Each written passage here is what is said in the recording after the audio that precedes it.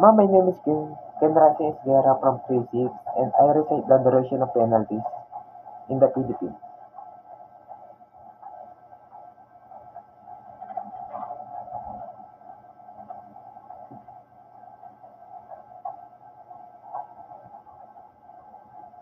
First is death. Death duration of penalties is suspended by RA number 1946. Next is reclusion perpetua. Duration of penalties is 20 years and 1 day to 40 years. Next is reclusion temporal.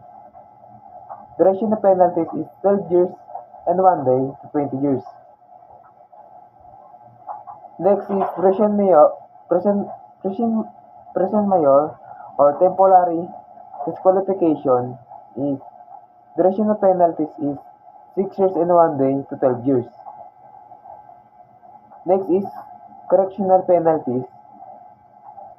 The first one is prison correctional. Duration of penalties is 6 months and 1 day to 6 years.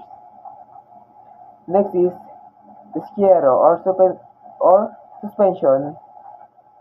Duration of penalties is 6 months and 1 day to 6 years. Next is arresto mayor. Duration of penalties is 30 days and 1 day to 6 months. Next is life penalties. The first one is arresto menor. Duration of penalties is 1 day to 30 days. Next is public censure or beyond to keep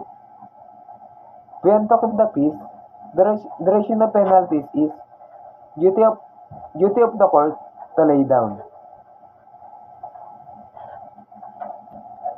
Yun lang po, ma'am, and thank you.